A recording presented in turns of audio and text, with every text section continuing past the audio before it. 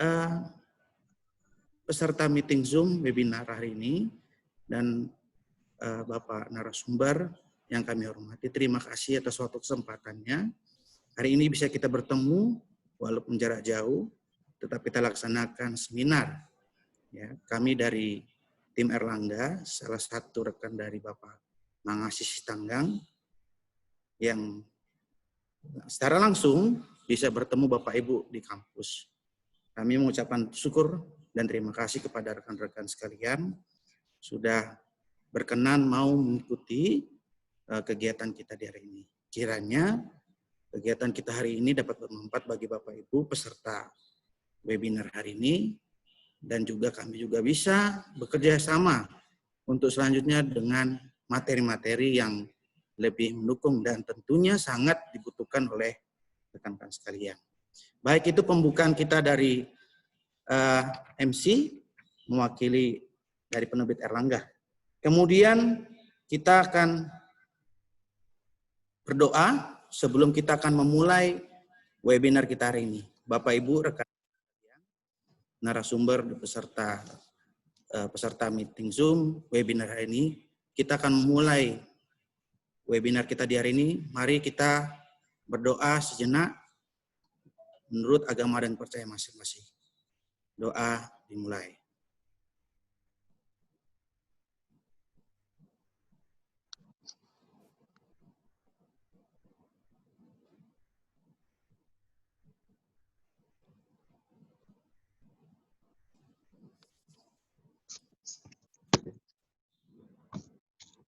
Doa selesai. Baik, selanjutnya kita akan menyanyikan lagu Maju Tak Gentar, Indonesia Raya, tapi untuk menghormati pahlawan kita juga ya, dan nasionalisme kita undang bangkit berdiri, Bapak Ibu. Kita menyanyikan lagu Indonesia Raya.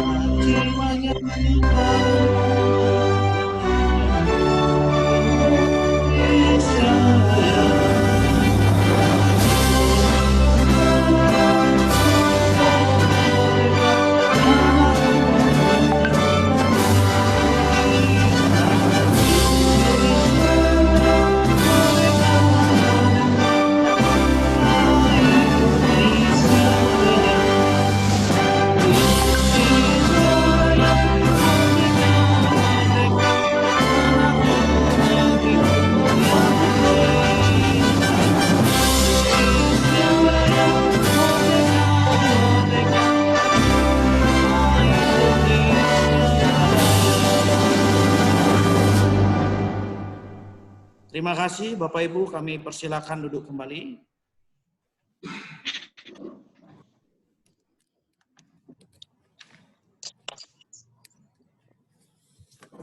Selanjutnya kami persilakan kepada Ibu Risanti FR Situmorang SKM SMC untuk melaporkan laporan dari Ketua Panitia Webinar. Kami persilakan Ibu Risanti. Pagi, terima kasih Bapak Pati Sirait untuk kesempatan yang diberikan. Selamat pagi, selamat sejahtera bagi kita semuanya.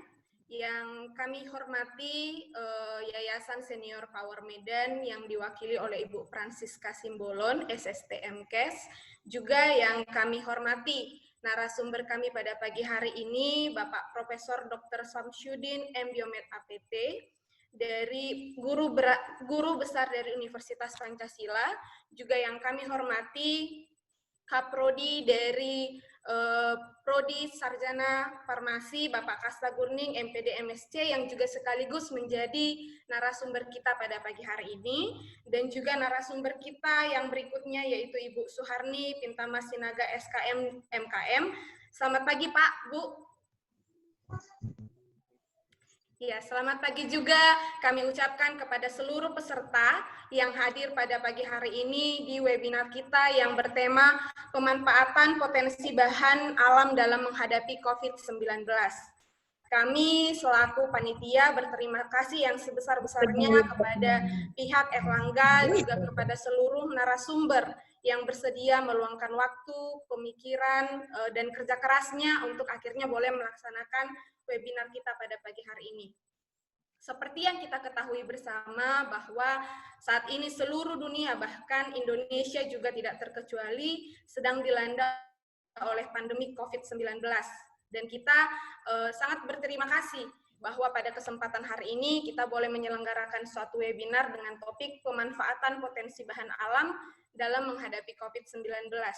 Seperti kita ketahui sendiri bahwa Indonesia ini sangat kaya dengan bahan alam yang tentunya bisa dimanfaatkan di dalam, mungkin saat ini kita tahu bahwa belum ada obat untuk COVID-19 ini, namun kita punya potensi bahan alam yang dapat digunakan sebagai bahan pencegahan untuk mencegah kita terkena COVID-19.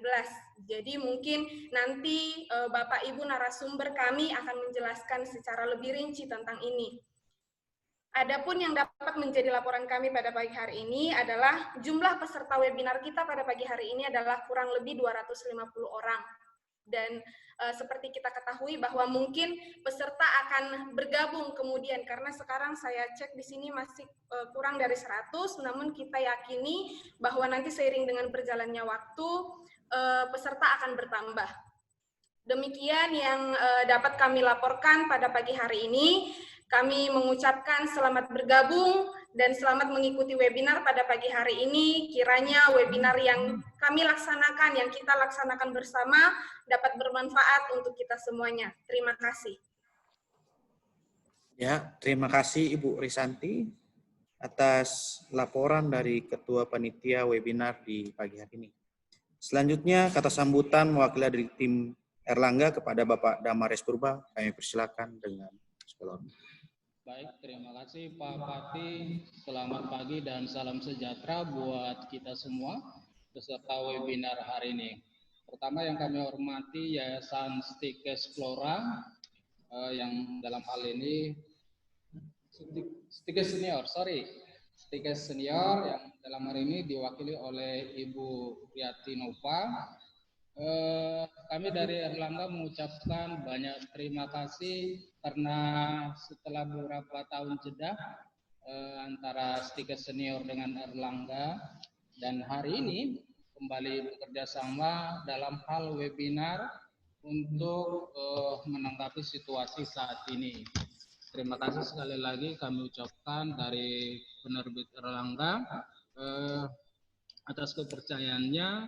Erlangga bisa bersama-sama memberikan kontribusi dalam penanganan COVID-19. Kemudian yang kami hormati juga Prof. Samsudin, tadi sudah disampaikan baru kali ini mengadakan atau memberikan webinar di Medan. Jadi ini merupakan apresiasi yang besar buat Erlangga dan buat Stikes Senior karena Prof. Samsudin ada waktu untuk memberikan materi nanti untuk webinar ini. Sekali lagi kami dari penerbit Erlangga Cabang Medan, Prof, salam kenal dan terima kasih untuk waktunya. Kemudian yang kami hormati Pak Kasta Gurning, ini pertemuan yang kedua, kami cukup apresiasi karena apa? Kepala cabang kami juga Gurning. Jadi ada koneksi antara Stikes Senior dengan Erlangga untuk meningkatkan kualitas pendidikan terutama di kesehatan. Sekali lagi kami ucapkan terima kasih atas kepercayaan ini. Kemudian ya untuk narasumber berikutnya Ibu Suharni Ya Pak. Pagi hari ini abang saya Muhammad Iqbal akan memberikan materi dan membawa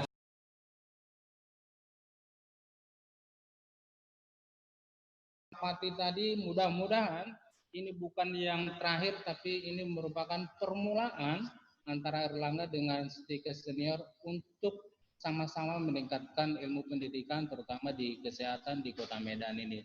Sekali lagi kami penerbit Erlangga mengucapkan terima kasih yang sebesar-besarnya mewakili Kepala Cabang kami Pak Tagun Durning kepada seluruh peserta webinar hari ini. Terima kasih Pak Fatih, kami kembalikan. Baik, terima kasih Bapak Damaris Purba sudah memberikan kata sambutan mewakili dari tim penerbit Erlangga. Kemudian kami persilakan dengan segala hormat kepada Ibu Francisca Riati Nova Simbolon, SST MKS, untuk memberikan kata sambutan sekaligus membuka webinar nasional farmasi secara resmi. Kami persilakan pada Ibu Francisca. Baik, terima kasih kepada Pak Patih Sirait yang memberikan waktu kepada saya. Selamat pagi dan salam sejahtera buat kita semua. Semoga kita dalam keadaan sehat, di mana pada saat ini kondisi kita berhadapan dengan pandemi COVID-19. Di sini saya mewakili Ibu Manulang, SKMMM, sebagai pembina Yayasan Stikes Senior Medan untuk membuka acara webinar nasional antara Stikes Senior Medan dengan Erlangga. Baik, yang saya hormati narasumber kami yaitu Prof. Dr. Syamsuddin, M.Biomed. Selamat datang dan selamat bergabung di Stikes Senior Medan, Prof. Semoga ini adalah awal kerjasama yang baik untuk meningkatkan penelitian-penelitiannya nanti di dosen maupun di mahasiswa, khususnya di program studi farmasi. Dan narasumber kami, Pak Kasta dan Ibu Suwarni, begitu juga dengan panitia pelaksana dan panitia kegiatan, kami ucapkan terima kasih atas terlaksananya kegiatan pada hari ini. Saya akan membuka acara hari ini, pemanfaatan potensi bahan alami menghadapi COVID-19 adalah pada hari ini tanggal Sabtu 8 Agustus 2020 saya nyatakan resmi dibuka.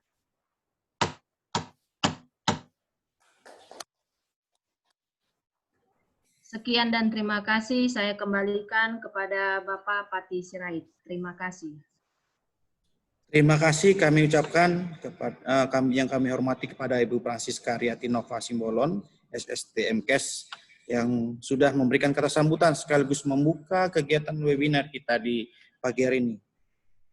Baik, sudah kita lewati untuk sesi kedua. Selanjutnya kita akan mendengarkan pemaparan dari ketiga narasumber kita yang akan disupport oleh moderator kita, Bapak Hermawan Purba, SPD MCC. Kepada Bapak Hermawan Purba, kami persilakan dengan segala hormat. Ya, terima kasih untuk waktu dan kesempatan.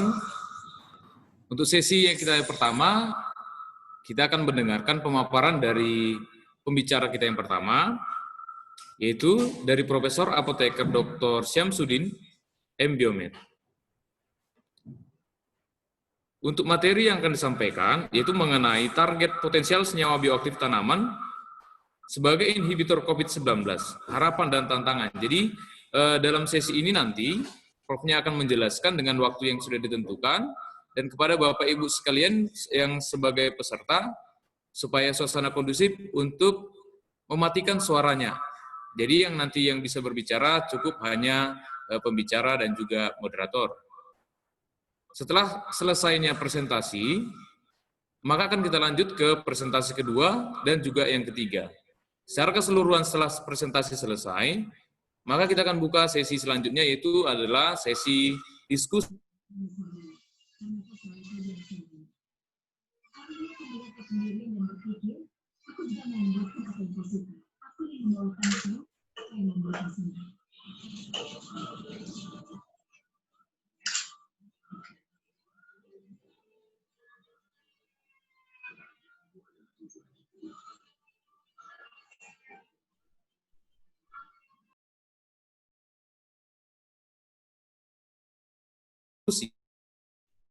Jadi para peserta bisa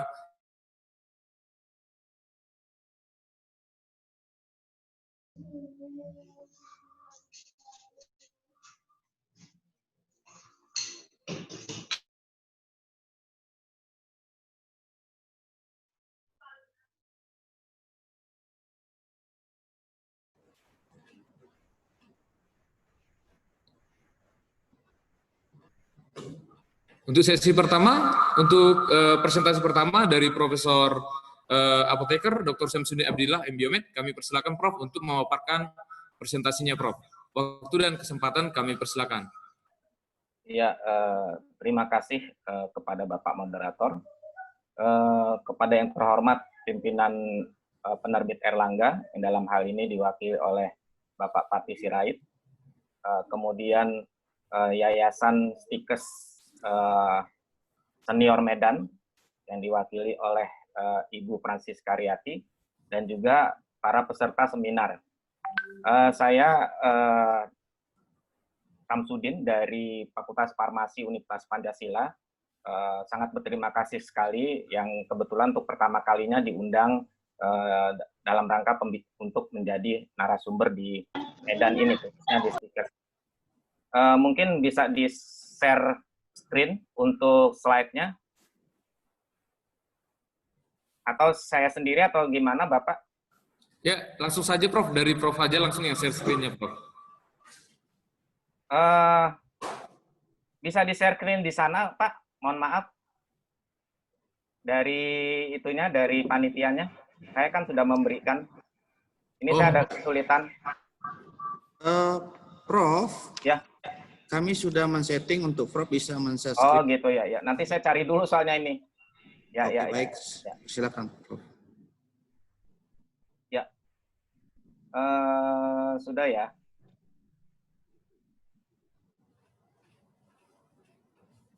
Share. Kelihatan ya? Ya, jelas Prof. Silakan Prof.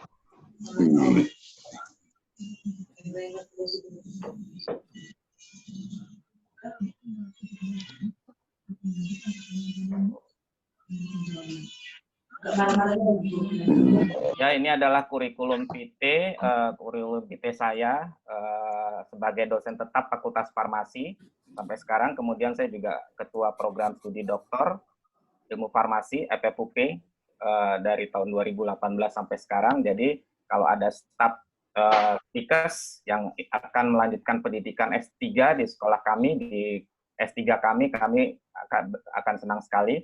Kemudian konsultan dan Head of New Product Development PT Nukleus Pharma, dan juga sebagai pengurus IAI Jakarta Selatan dan PP IAI.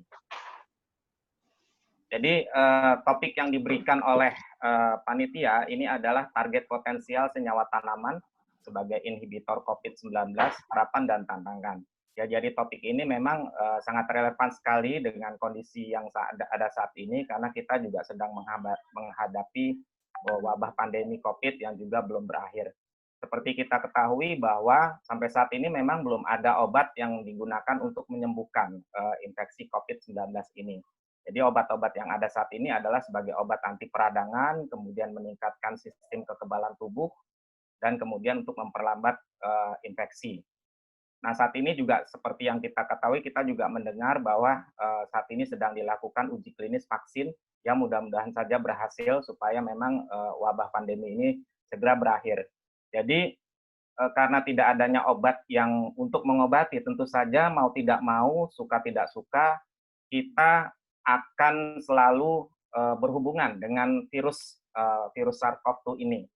Oleh karena itu, yang perlu kita waspadai adalah tetap menjaga kesehatan dan juga protokol kesehatan. Itu penting untuk mencegah infeksi COVID-19 ini. Jadi sebagai outline-nya adalah mengenai patogenesis COVID-19, kemudian potensial target, inhibitor COVID, dan juga beberapa senyawa bioaktif dari tanaman yang digunakan sebagai terapi untuk coronavirus. Nah, ini adalah perjalanan daripada penyakit ini yang seperti kita ketahui bahwa mulai tanggal 31 Desember pada saat itu 2019 ditemukan ada pasien terinfeksi kasus pneumonia yang pada waktu itu belum diketahui penyebabnya di Wuhan. Kemudian ini berhubungan dengan pasar tradisional. Kemudian dari tanggal 1 Januari juga ditemukan beberapa kasus yang mirip seperti pneumonia, dan pada 9 Januari itu ditemukan beberapa kematian akibat daripada virus ini. Pada awalnya memang virus ini dinamakan 2019 novel coronavirus, dan kemudian setelah dilihat bahwa sekuens daripada virus ini memang mirip seperti coronavirus. Nah, ini adalah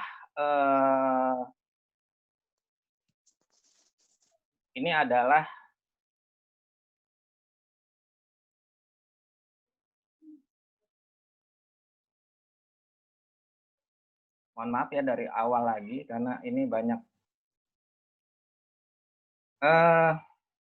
Ini yang admit ini siapa ya? Soalnya banyak di tampilan laptop saya tuh banyak yang admit itu jadi mengganggu.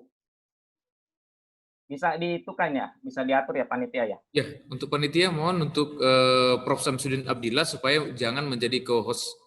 Iya. Karena nanti akan muncul itu permintaan untuk masuk. Iya. Ya, terima kasih Pak Pati. Baik, ini dilanjutkan. Oke.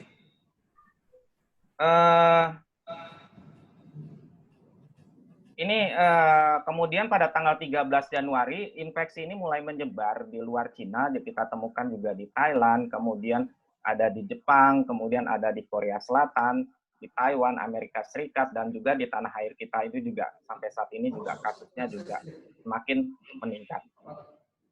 Nah, ini adalah transmisi, bagaimana transmisi atau penyebaran daripada virus SARS-CoV-2. Jadi seperti kita ketahui ini adalah gambaran virus corona, jadi mirip seperti corona ya. Kemudian virus corona ini karena virus tentu saja diameternya sangat kecil sekali, sekitar 140 sampai 160 nanometer, jadi lebih kecil dibandingkan bakteri. Kemudian pada waktu pertama kalinya adalah mirip seperti coronavirus yang ditemukan pada kelelawar. Oleh karena itu muncul hipotesis bahwa coronavirus SARS-CoV-2 ini adalah hasil daripada mutasi daripada coronavirus dari kelelawar.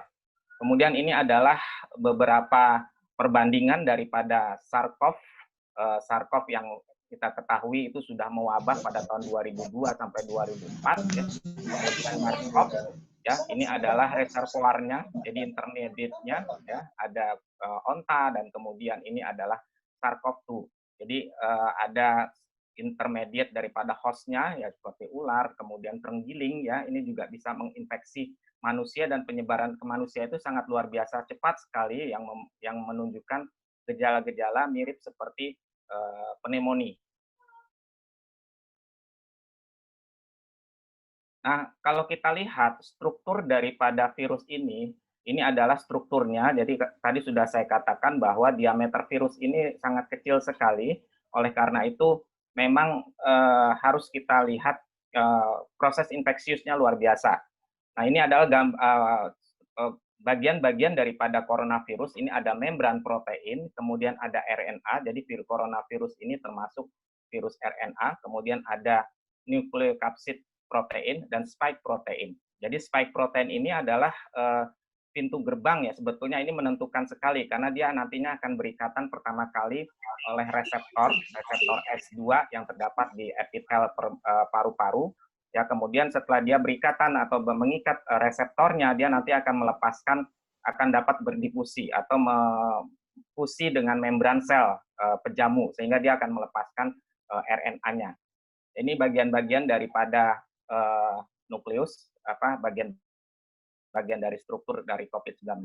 Jadi secara kesimpulan, anatomis COVID-19 itu merupakan penyakit yang disebabkan oleh virus corona jenis baru, yaitu dengan nama SARS-CoV-2. Jadi termasuk keluarga besar coronavirus yang menyebabkan gangguan pada paru-paru dan saluran penyakit pernapasan akut. Jadi menurut CDC Amerika Serikat, virus corona ini dikenal dengan 4 varian, yaitu alpha, beta, gamma, dan delta. Jadi hanya alpha dan beta saja yang bisa menginfeksi manusia. Jadi ada 4 corona alpha yang sudah menyerang manusia, yaitu HCOV229E, kemudian NL63, OC43, HCOV-HKU. Yang menyebabkan penyakit saluran pernapasan bagian atas ringan hingga sedang, seperti flu biasa yang menginfeksi dalam waktu singkat.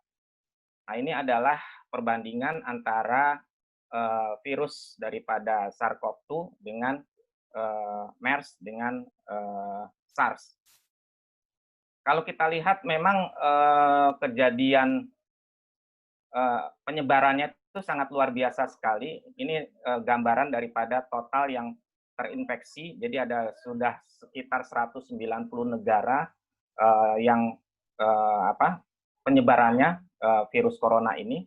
Dan kemudian ini adalah sudah confirm di per tanggal 19 Juli 2020 itu sudah total 14.210, mungkin sekarang lebih banyak lagi karena setiap hari kalau kita perhatikan pertambahan penderita maupun yang meninggal itu meningkat. Ya. Kemudian ini di dunia, kemudian dengan kematian 139. Ini di Amerika saja kematiannya sudah tinggi, cukup tinggi. Kemudian ini di Indonesia, kalau kita lihat total confirm yang terinfeksi COVID ini juga sudah mencapai 882 per 19 Juli 2020 dengan total kematian 4.016. Nah ini total kematian dan juga jumlah yang terinfeksi di Indonesia ini juga menurut catatan itu juga yang tertinggi di Asia Tenggara dan mungkin saat ini sudah sudah meningkat ya, sudah meningkat luar biasa karena memang pertambahannya sangat cepat sekali. Nah, kemudian sebelum kita membayangkan obat-obat apa saja yang bisa digunakan untuk pengobatan infeksi COVID-19, tentunya kita harus tahu dulu bagaimana perjalanan penyakit ini dari mulai masuk ke dalam tubuh sampai dia menginfeksi. Ya. Jadi ini gambaran umum daripada virus SARS-CoV ya. Jadi tadi seperti sudah saya paparkan, jadi ada bagian-bagiannya terutama spike tadi protein spike. Jadi protein spike ini nanti akan berikatan dengan reseptor. Dia berikatan dengan reseptor. Reseptor ini merupakan reseptor S2 ini merupakan pintu gerbang untuk masuknya virus SARS-CoV-2 ke dalam tubuh manusia. Nah, setelah berikatan, maka dia akan menyebabkan fusi. Jadi fusi. Jadi perlekatan membran virus dengan membran sel daripada sel pejamu. Nah, setelah berikatan ini dia akan melepaskan RNA-nya, kemudian RNA itu akan menyebabkan replikasi, dan replikasi itu kemudian akan menyebabkan terbentuknya glikoprotein, kemudian masuk ke dalam kompleks Golgi, yang selanjutnya pada akhirnya terbentuk virus-virus yang baru, dan virus-virus baru ini menempel pada membran dan kemudian bisa dikeluarkan. Jadi inilah perjalanan virus SARS-CoV-2 itu dari mulai dia berikatan dengan reseptor masuk sampai dia bereplikasi. Jadi replikasi ini sangat cepat sekali dan sampai dia menginfeksi manusia. Nah, ada beberapa potensial target terapi strategi yang bisa untuk pendekatan obat-obat COVID-19.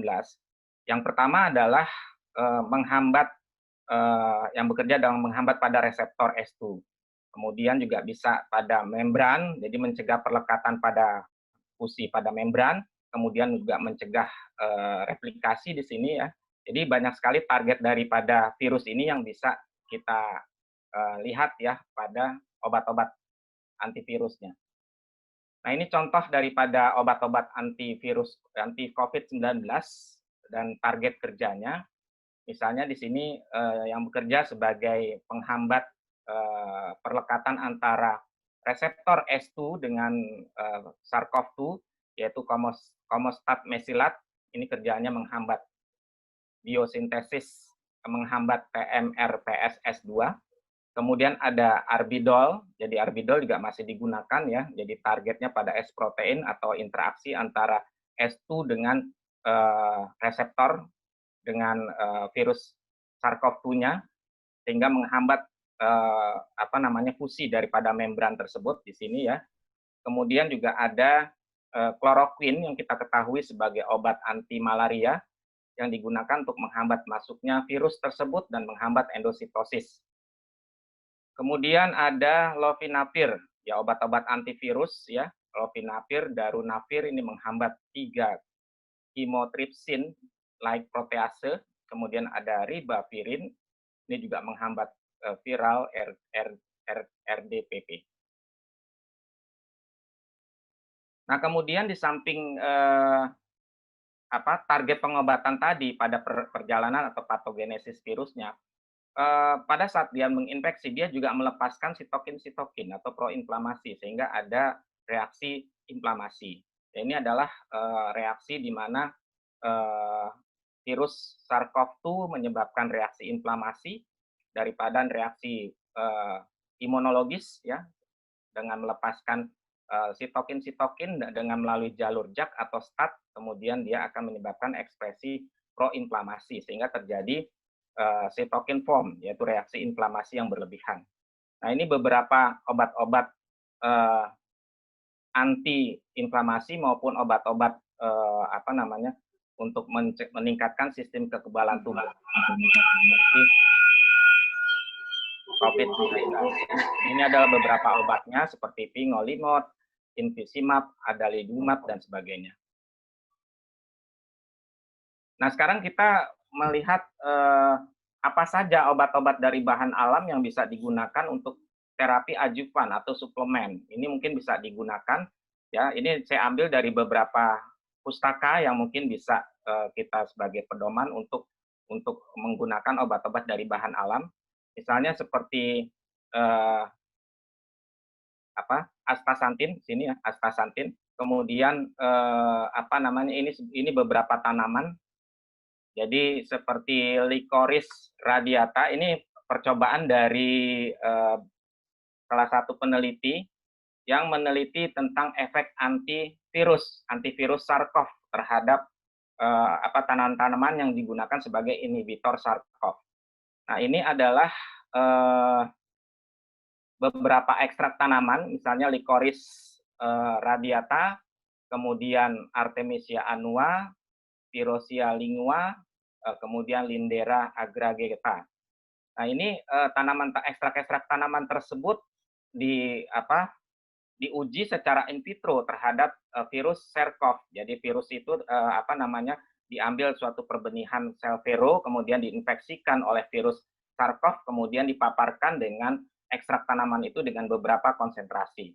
Nah, setelah diinfeksi 72 jam, kemudian dihitung nilai EC50-nya, ini beberapa ekstrak tanaman tersebut, dan ternyata dari 4 ekstrak tanaman seperti Licorice radiata, kemudian Artemisia annua, Pyrosia lingua, dan Lindera agrageta, ini Licorice radiata ini memiliki EC50 paling kecil, artinya paling kuat, sehingga Licorice radiata ini dilakukan isolasi senyawa aktifnya, kemudian dari fraksi B yang paling kuat persen penghambatannya dilakukan isolasi yang menghasilkan senyawa aktif likorin. Jadi senyawa aktif likorin ini sudah dalam uji lanjutan, uji preklinik untuk uji coba untuk SARS-CoV-2. Kemudian ini ada beberapa traditional Chinese medicine herbal extract ya, dan komponen-komponennya yang sering digunakan untuk infeksi COVID-19, misalnya seperti ekstrak air Hawthornia cordata, kemudian ini mekanisme kerjanya seperti menghambat SARS-CoV-3 CL-Pro, kemudian ada Scutalerin miricetin, ini menghambat NSP13 yang mempengaruhi ATP-ACE activity, kemudian ada glycyrrhizin dari Glycyrrhiza radix, kemudian ada herbaceptin, quercetin, kemudian ada tetandrin yang menghambat ekspresi HCOP OC43. Dan ini kemudian ada beberapa golongan flavonoid seperti ekstrak lisi, kemudian herbacetin, roifolin, pectolinarin, quercetin yang dapat menghambat SARF3-CL-Pro. Kemudian ada quercetin yang diisolasi dari Thona sinensis, ini menghambat secara seluler masuknya SARS-CoV. Kemudian ada emodin dari Rheum dan Polygonum yang menghambat interaksi antara spike protein dari SARS-CoV dengan AC2. Kemudian ada camperol yang menghambat ion channel coronavirus.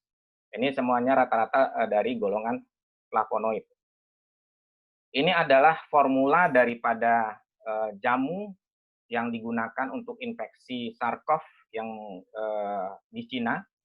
Ini ada nama formulanya dan ini ada komposisinya. Ini salah satunya contohnya Yin Kiausan, misalnya ada Fructus positiae plus Lonixen, Radix platycodonis, ya ini Rhizoma phragmitis yang digunakan untuk infeksi saluran pernapasan bagian atas. Kemudian ini ada beberapa formula tersebut yang sedang melakukan uji klinis, ya. Jadi memang sistem pengobatan di sana memang lebih aware terhadap sediaan dari bahan alam, ya. Jadi banyak sekali uji klinis ini dari bahan alam.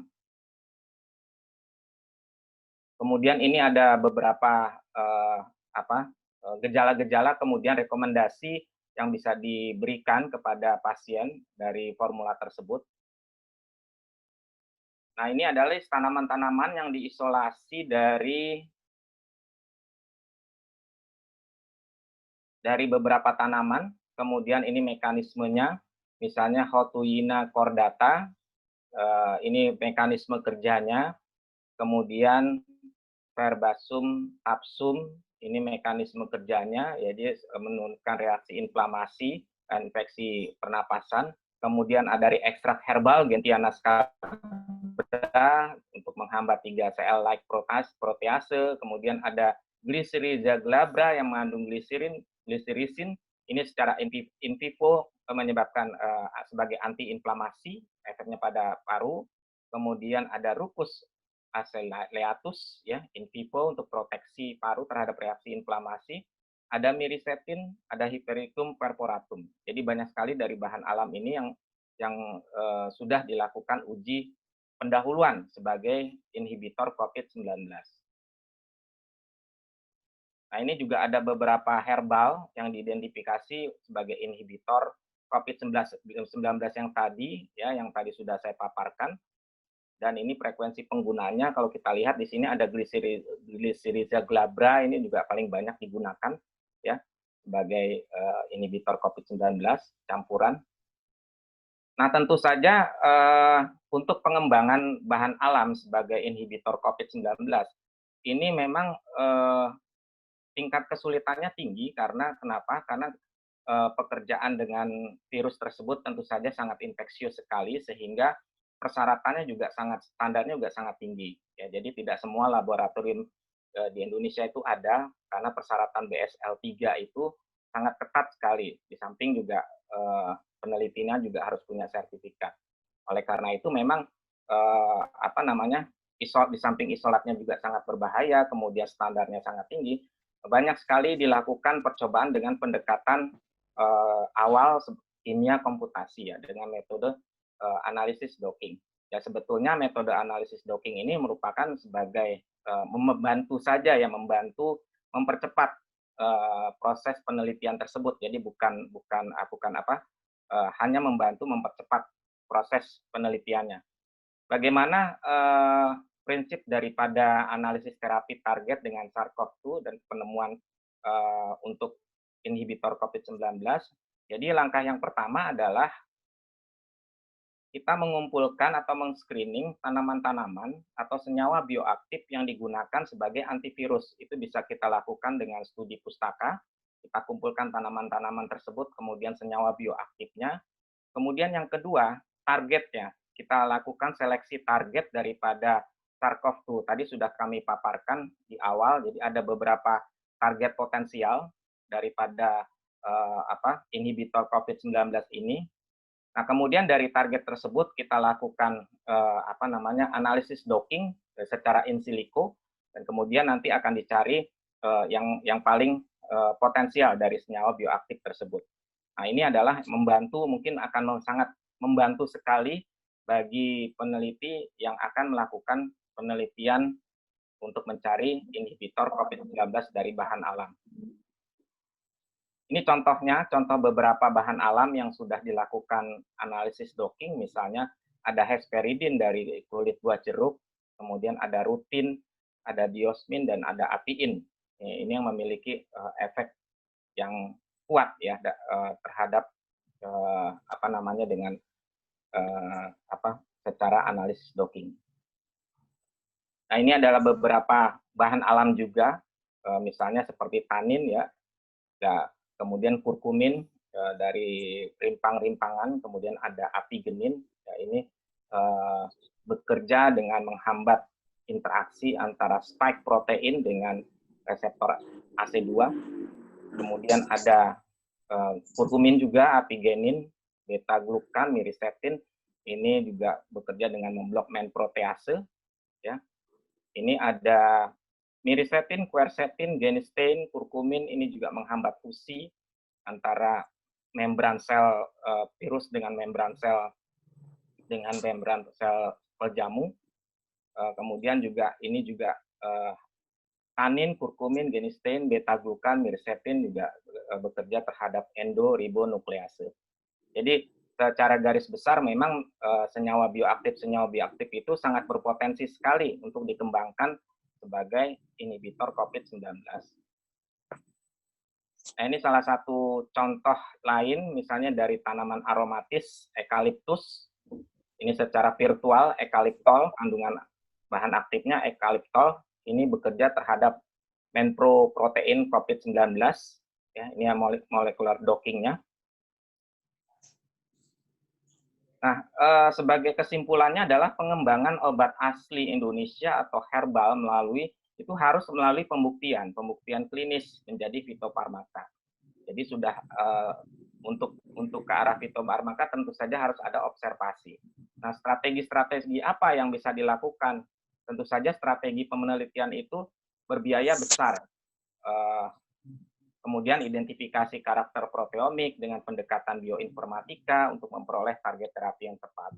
Selanjutnya senyawa tersebut dilakukan diuji katanya, sehingga kemudian dilakukan uji toksisitasnya, senyawa dengan potensi tinggi, kemudian dilakukan secara preklinis dan pada hewan coba, kemudian uji klinis pada pasien COVID-19 untuk menjamin keamanan dan khasiat. Dan tentu saja tantangan ini adalah sangat besar sekali untuk memperoleh obat-obat inhibitor COVID-19. Yang kita harapkan semua mudah-mudahan penelitian-penelitian dari bahan alam Indonesia itu berkembang sehingga ditemukan obat inhibitor COVID-19. Mungkin itu yang bisa kami sampaikan. Saya kembalikan lagi pada Bapak Moderator.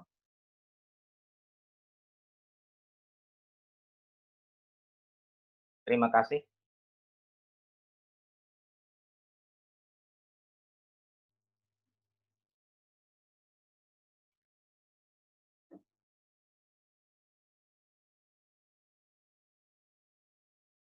Ya, terima kasih Bapak Moderator.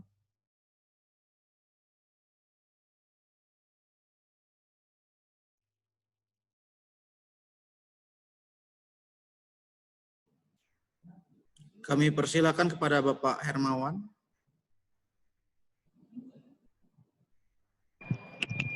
Ya, terima kasih atas presentasinya, Prof. Sangat menarik. Terlebih kepada kita, para peserta dan juga saya secara pribadi, kita mendapatkan banyak informasi yang sangat-sangat berguna, terlebih dalam memahami bagaimana pendekatan bahan aktif dalam pengobatan virus ini, Prof. Nah, jadi sekali saya ucapkan terima kasih untuk pemaparannya, dan juga untuk kepada para peserta. Terlebih saya lihat banyak yang mahasiswa, jika nanti ada yang tertarik, misalkan nanti skripsinya mengenai bahan aktif tertentu, baik dari turunan flavonoid, tanin, dan lain sebagainya, yang mungkin bisa diarahkan sebagai terapi virus COVID-19 ini, mungkin bisa nanti menjalin kerjasama tentunya dengan Prof. Samsudin ya, Prof. ya? Ya.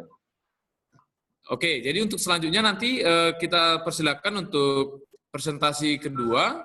Jadi mohon menunggu Prof. Samsudin, Ya. karena setelah nanti narasumber berbicara secara keseluruhan, baru kita akan buka sesi diskusi kepada para narasumber oleh peserta. Jadi para peserta bisa menampilkan atau juga bisa menyampaikan pertanyaan pada kolom chat yang tersedia pada aplikasi Zoom ini. Dengan format ditujukan kepada siapa dan tuliskan pertanyaannya apa.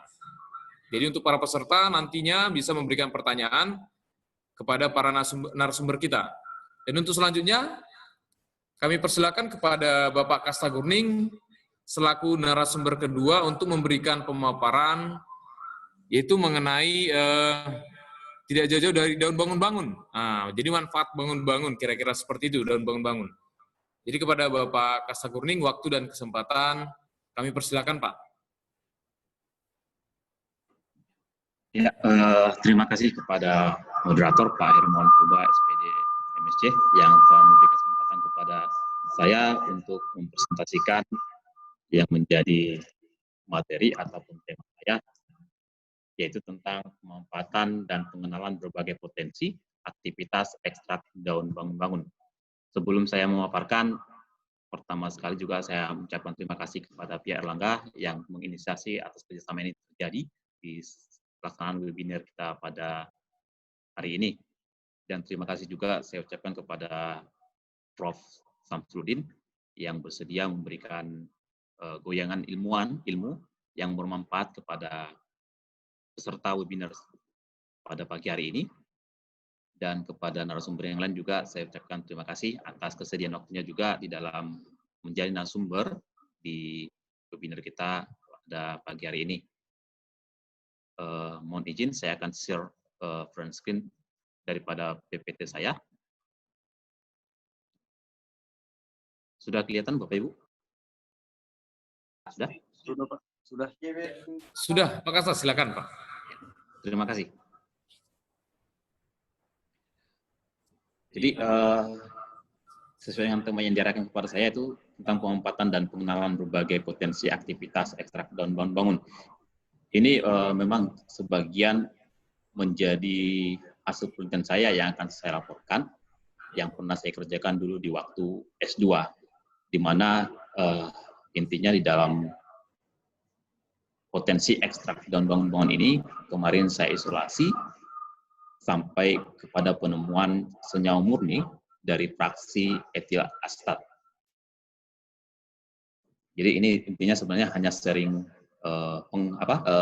pengalaman yang saya kerjakan di waktu S2 di tahun 2014. Ya, kalau kita lihat dari gambarnya, kira-kira seperti inilah tanaman daun bangun-bangun, Bapak Ibu, peserta webinar. Dan daun bangun-bangun ini masuk kepada suku Lamiaceae, atau dengan sinonim Labiataceae, dan ini masuk kepada golongan genus dari Coleus. Tanaman ini tentu di setiap daerah memiliki nama penyebutan yang berbeda-beda. Seperti di Sunda namanya anjeran, di Batak itu, suku Batak, yaitu bangun-bangun. Kemudian di Melayu namanya sungkan, kemudian di Madura namanya daun kambing. Ini saya peroleh dari paper yang ditulis oleh Damanik dan kawan-kawan pada tahun 2006. Dan kalau kita lihat dari nama latinnya bahwa daun bangun-bangun itu atau tanaman bangun-bangun itu dengan nama latinnya yaitu Coleus ambonicus, atau dengan sinonim yaitu Plantanthus ambonicus Lower Sprang. Ini saya kutip dari website ini yang menjadi domain daripada penulisan nama Latin secara internasional. Kemudian kalau kita lihat dari komposisi yang terdapat di dalam daun bangun-bangun ini, Karena kita ketahui bahwa di dalam suatu tanaman itu ada dua komponen besar yang terkandung di situ, yaitu metabolit sekunder dan metabolit primer. Metabolit primer yaitu bagian penting yang esensial yang diperlukan oleh tanaman di dalam pertumbuhan dan perkembangan. Sedangkan yang kedua yaitu metabolit sekunder itu suatu metabolit yang dihasilkan oleh tanaman, sesungguhnya dia tidak menjadi esensial, tetapi dia sangat penting juga di dalam pertahanan hidup. Itu sebenarnya utama daripada komponen metabolit sekunder yang dihasilkan oleh suatu tanaman. Jadi yang ini, komponen yang ini, komposisi ini sesungguhnya masuk ke dalam golongan metabolit primer. Ya, metabolit primer. Jadi kandungan komposisi inilah yang dihasilkan di tanaman daun bangun-bangun. Dan metabolit sekunder tadi, golongan yang kedua itulah yang mampu sebenarnya atau yang kita harus uji aktivitasnya di dalam efek farmakologisnya seperti yang dijelaskan oleh Prof tadi bahwa golongan flavonoid, tanin dan lain-lain itu masuk kepada golongan metabolit sekunder. Nah, kandungan metabolit sekunder yang teridentifikasi di dalam riset saya waktu itu, samping ditambahkan dari penelitian-penelitian yang lain, bahwa saya waktu itu mengidentifikasi metabolit sekunder yang terdapat di dalam daun bangun itu meliputi adanya fenolat dan polifenolat, kemudian flavonoid, kemudian terpenoid dan steroid, kemudian golongan alkaloid, kemudian golongan kumarin. Dan ada juga yang mengidentifikasi bahwa di dalam ekstraknya itu mengandung tanin dan saponin serta glikosida. Semua komponen metabolit sekunder inilah sangat penting sebenarnya kita uji efek farmakologisnya, aktivitasnya di dalam berbagai penyakit yang menjadi target tujuan kita. Kalau saya waktu itu, saya meneliti aktivitasnya dari golongan fenolat atau polifenolat sebagai antioksidan, yang mana itu saya uji secara in vitro dengan metode DPPH. Dari ekstrak, kemudian saya fraktisi, dan di fraksi yang memiliki aktivitas antioksidan yang sangat tinggi kemarin itu, saya lanjutkan kepada pemurnian. Dan kemarin, waktu itu saya mendapatkan dua komponen isolat aktif sebagai antioksidan. Nanti akan saya paparkan. Kemudian di samping itu, dari komponen metabolit primer dan sekunder, ini ada pemanfaatannya. Ya, pemanfaatannya. Yang pertama sini sebagai memperlancar dan meningkatkan ASI. Ya. Karena mengandung lactogogum atau lactogogue. Ini dari hasil penelitian Lawrence tahun 2005 dan Syarif, bahwa ini juga menguatkan bahwa kalau kita di tanah Batak ini, bahwa daun bangun-bangun ini memang sangat penting untuk ibu-ibu yang terutama baru melahirkan. Karena secara tradisional ataupun empirik itu di masyarakat suku Batak itu ini sangat digunakan di dalam merangsang produktivitas ya dan memperlancar ASI. Di samping itu juga secara empirik di suku Batak itu bahwa ekstrak daripada daun bangun-bangun ini di waktu dikombin dengan telur ini sangat bagus di dalam menstabilkan energi atau mengembalikan energi seperti itu. Jadi dari hasil itu, asumsi itu juga diperkuat dengan hasil penelitian ini yang dilaporkan oleh si Lawrence, bahwa ternyata betul asumsi dari masyarakat tersebut bahwa dia memiliki kandungan yang mampu merangsang dan memperancar daripada ASI. Ya seperti itu. Kenapa? Karena adanya kandungan metabolit yaitu lactogogum yang terdapat di dalam ekstrak daun bangun atau di dalam tanaman tersebut. Kemudian pemanfaatan yang berikutnya ini sebagai antioksidan.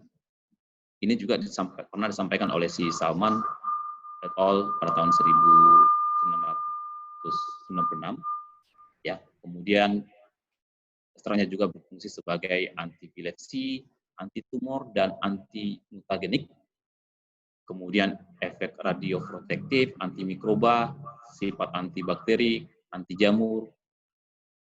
Ya, ini semua banyak potensinya sebenarnya, potensi aktivitas yang sudah pernah dilaporkan. Dan saya spesifik waktu itu, saya menguji kepada antioksidan secara in vitro dengan metode DPPH. Di samping itu juga efektif dia mengurangi tekanan glukoman, menurunkan tekanan darah terhadap pasien yang menderita penyakit jantung. Ini juga dilaporkan bahwa ekstraknya itu potensial. Ya. Kemudian yang berikutnya juga ini diuji secara in vivo bahwa dia aktif juga untuk menekan pertumbuhan tumor. Ya. Dengan dosis 100, 150, 250, dan 350 mg per kilogram berat badan yang diujikan secara in vivo pada tikus. Ya, ternyata diamati dia mampu menekan pertumbuhan daripada tumor tersebut. Di samping itu juga bahwa ekstrak etanolik dari Coleus ambonicus itu dia juga memiliki potensi antiklastogenik sebagai obat melawan kanker. Jadi sangat banyak sesungguhnya potensi daripada ekstrak dari daun bangun-bangun ini. Kalau dilihat dari aktivitas antioksidan yang pernah saya kerjakan waktu itu, bahwa saya pengerjaan pertama sekali menggunakan pelarut metanol dengan metode ekstraksi. Saya uji nilai activity-nya, aktivitasnya sebagai antioksidan, dia sangat kuat. Ya, kemudian dasar itu juga saya lakukan partisi. Kedua dengan eneksan, kemudian kloroform, dan terakhir dengan etil asetat. Kemudian dari masing-masing fraksi itu saya uji kemarin aktivitas antioksidannya, dan dari hasil itu saya peroleh bahwa etil asetat itu juga masih, fraksi etil asetat itu juga masih sangat tergolong kategori kuat sebagai antioksidan. Dasar inilah yang kemarin itu saya melakukan pemurnian dengan metode kromatografi kolom dengan eluan kemarin dari hasil screening menggunakan KLT, yaitu eluan yang saya gunakan perbandingan antara etil asetat dengan eneksan dengan metode self-gradient polarity dengan meningkatkan polaritas daripada pelarut sebagai eluan di dalam pemurnian fraksi etil asetat untuk mendapatkan senyawa aktifnya dalam bentuk isolat. Dan seperti yang saya sampaikan tadi bahwa saya berhasil mendapatkan senyawa murninya dari fraksi etil asetat, ya, dengan nama 7-alfa asetoksil 16-hidroksiprelenol atau sinonimnya 16-hidroksi-7-asetilhorminon. Dan dari studi literatur bahwa ini masuk kepada golongan terpenoid sesungguhnya, karena terpenoid ini juga dilaporkan pernah melakukan penelitian dari sebelumnya bahwa dengan gugus roilenon, kerangka dasar roilenon ini dilaporkan dia sangat aktif sebagai anti kanker. Jadi dari hasil penelitian sebelumnya dengan saya itu hanya bedanya substituen gugus fungsi yang terdapat di karbon 16 dengan karbon 7. Ya, dari hasil gisinya saya peroleh bahwa isolat ini memiliki persentif atau konsentrasinya yaitu 100%. Ini kemarin saya beruntung sekali karena ini tanpa rekristalisasi. Jadi dari hasil kolom kita dapatkan, kemudian kita uapkan semalaman, keesokan harinya sudah terbentuk kristalnya ini. Ya, jadi dasar potensi manfaat tersebut ini baru saya tulis dan sudah aseptif di dalam jurnal internasional yang tertulis Scopus di Rsayan dan akan terbit di tahun 2021 di volume pertama. Dan ini juga dari hasil temuan ini juga saya langsung urus hak kekayaan intelektualnya. Kemudian yang kedua yang saya dapatkan itu ini merupakan isomer posisi gus fungsi yang terdapat di dalam kerangka Roy Lennon. Ya, yang tadi bahwa di karbon 16 itu di slide pertama yang pertama yaitu gus hidroksil di sini, dan di karbon 7-nya itu adalah asetoksil. Akan tetapi di produk ini, di slide ini, dia berganti posisi daripada substituen gus fungsi tersebut. Di karbon 7 di sini, yaitu gus hidroksil, sedangkan di karbon 16 ini asetoksil. Dan ini juga sudah saya publikasi di dalam international proceeding yang dilaksanakan waktu itu di tahun 2017 oleh Universitas Juanda. Dan dari hasil isinya juga bahwa terdapat 2 peak, sesungguhnya ini belum murni secara 100%. Kenapa? Masih ada 2 peak komponen yang teridentifikasi. Ada yang peak pertama dengan persen area atau persen kadarnya yaitu 3,95%, dan yang kedua itu yaitu 96,02%. Dan ini juga waktu itu di dalam proses isolasinya itu tidak melalui tahapan rekristalisasi. Ya, jadi ini isolat yang kita dapatkan. Kedua isolat tersebut juga saya uji aktivitasnya sebagai antioksidan dengan metode DPPH, menunjukkan aktivitas sebagai antioksidan. Kemudian kalau kita lihat kepada uji toksisitas yang dilaporkan oleh si para et al. Pada tahun 2001 bahwa dari lethal dose 50, bahwa diuji dari 20 ekstrak menunjukkan bahwa ada korelasi baik hasil pengujian, baik secara in vitro maupun in vivo, dia tidak menunjukkan efek toksik. Artinya yang kata lain bahwa ekstrak dari daun bangun-bangun itu atau tanaman tersebut dikonsumsi ataupun digunakan ataupun diuji aktivitasnya, dia tidak memberikan efek toksik kepada pasien ataupun hewan uji ataupun media ujinya seperti itu. Ya. Sehingga dengan kata lain bahwa ekstrak tersebut itu relatif aman untuk dikonsumsi. Kaitannya mungkin barangkali dengan COVID-19, ini perlu kita lakukan pengkajian lebih lanjut tentang keberadaan daripada golongan metabolit sekunder yang terdapat di dalam tanaman tersebut, di mana kita ketahui bahwa seperti yang disampaikan oleh Prof tadi, tidak ada sampai saat ini obat yang secara spesifik mampu mengobati daripada virus tersebut. Ya, barangkali dari berbagai metabolit sekunder yang terdapat di dalam tanaman tersebut ini mampu seperti imunobubutorolifin yang mana dia memperbaiki atau menguatkan sistem imun.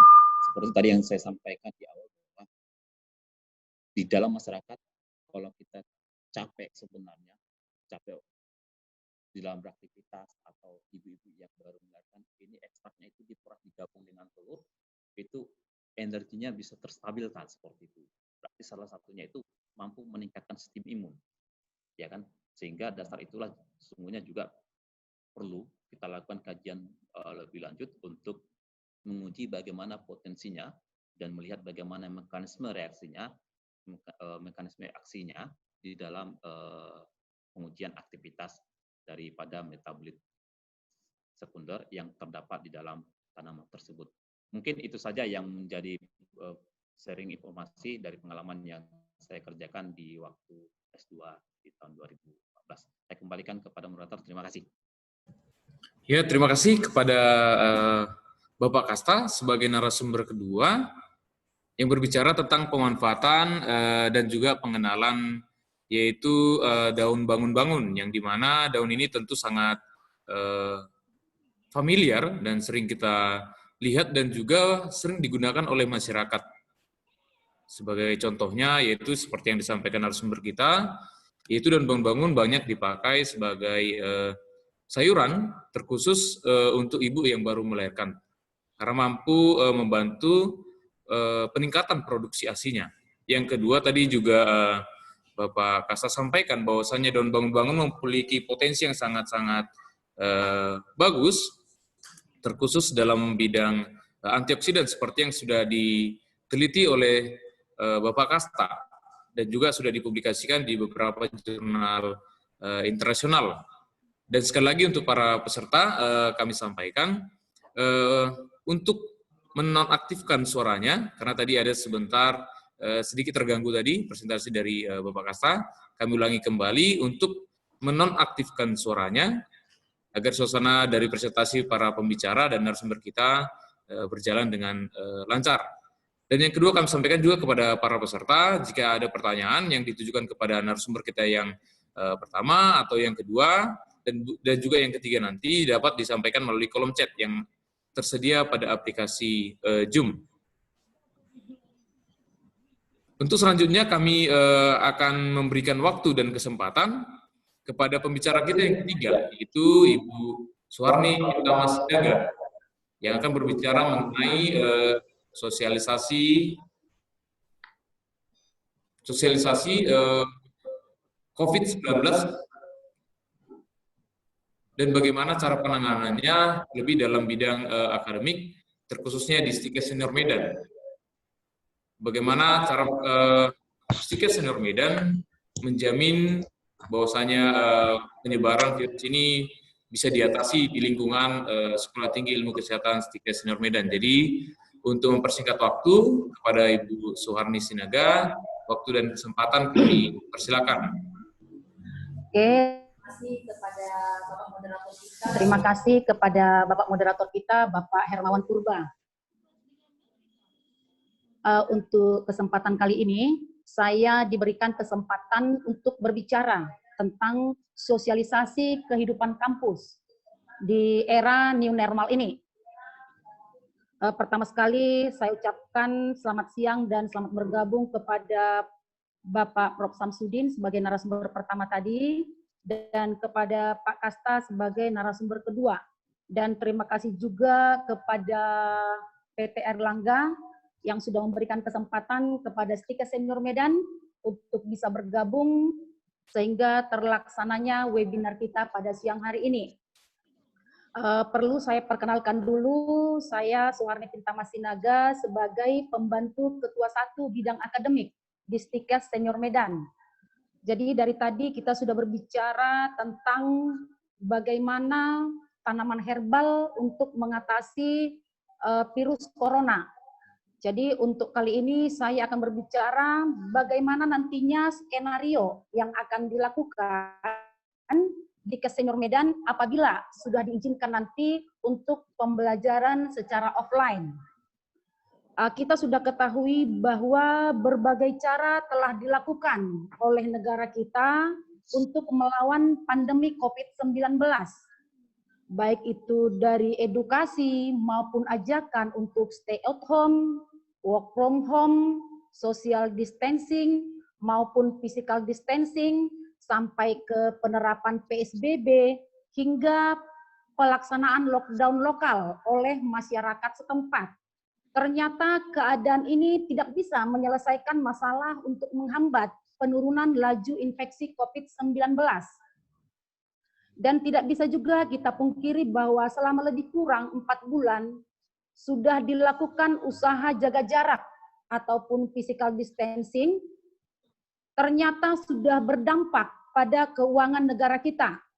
Kondisi ekonomi yang terpuruk yang membuat pemerintah kita berpikir dan merumuskan kebijakan yang sekiranya ideal bagi pemulihan ekonomi dan penekanan laju penularan COVID-19. Hingga akhirnya beredar suatu statement bahwa kita harus bisa hidup berdampingan dan berdamai dengan COVID-19. Bahkan WHO juga sempat mendeklar bahwa dari dunia ini. Nah, untuk mengatasi masalah di atas, belakangan ini kita sudah diperkenalkan dengan istilah new normal. Nah, bagi mahasiswa, penerapan new normal ini bisa menjadi angin segar atau bahkan sebaliknya bisa merupakan harapan yang menakutkan. Angin segar artinya mahasiswa selama ini banyak tidak nyaman dengan perkuliahan secara online. Mereka akan dapat kembali merasakan kehidupan kampus seperti biasa, walau harus mematuhi protokol kesehatan. Sedangkan new normal ini bisa menjadi harapan yang menakutkan, sebab keinginan mereka untuk kembali ke kampus tidak didukung dengan kondisi di lapangan. Faktanya, kondisi di lapangan membuat mereka takut akan keselamatan diri sendiri karena data masih menunjukkan jumlah kasus positif yang terus meningkat. Apalagi akhir-akhir ini muncul klaster baru di daerah perkantoran. Sehingga alasan akan dilaksanakan new normal adalah agar aktivitas dapat kembali normal. Namun tentu saja harus mengikuti protokol kesehatan yang sudah ada. Istilah new normal itu adalah istilah yang dikeluarkan oleh dunia saat ini. Tetapi baru-baru ini Bapak PLT Wali Kota Medan mengatakan bahwa Sumut tidak menggunakan istilah new normal, tetapi menggunakan istilah adaptasi kebiasaan baru. Kenapa? Kita nggak tahu kapan normalnya COVID ini. Nah, jadi sehingga istilah ini supaya tidak menjadi momok pada masyarakat, itu kita menggunakan istilah adaptasi kebiasaan baru atau AKB. Berarti kita akan memulai aktivitas normal kita dengan menggunakan standar protokol COVID-19. Standar protokol COVID-19 itu seperti cuci tangan sesering mungkin. Kenapa harus cuci tangan sesering mungkin? Karena tangan ini yang kita pergunakan melakukan aktivitas. Baik melakukan sesuatu kegiatan lain, makan, pegang mata, pegang mulut, pegang wajah. Jadi karena itu kita dianjurkan untuk cuci tangan sesering mungkin. Itu daerah wajah. Kemudian harus menerapkan bagaimana dan menggunakan masker. Dan yang terakhir itu menjaga jarak sosial. Dalam menyongsong new normal, kita harus mempersiapkan bagaimana kita bertransformasi atau berubah perilaku yang tidak pernah kita lakukan. Nah, disinilah peran perguruan tinggi sangat dibutuhkan, khususnya perguruan tinggi bidang kesehatan, seperti misalnya Stikes Senior Medan. Nah, kita harapkan ini perguruan tinggi bidang kesehatan ini menjadi leader dalam persiapan perubahan perilaku yang mengacu pada protokol kesehatan. Nah, sama halnya dengan Stikes Senior Medan yang akan memberlakukan adaptasi kebiasaan baru di Stikes Senior Medan, kita sudah membentuk satu tim, namanya Tim Gugus Penanganan Pencegahan COVID-19. Nah, di sini akan kita paparkan beberapa skenario yang akan kita laksanakan di Stikes Senior Medan. Mohon kepada host kita untuk share screen.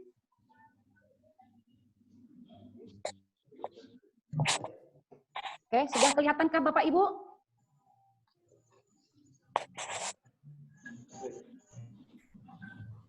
Sepertinya belum, Ibu. Seperti belum.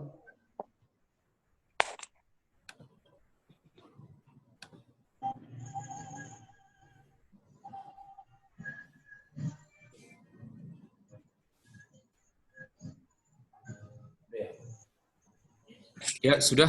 Ibu Suwarni, kami silakan.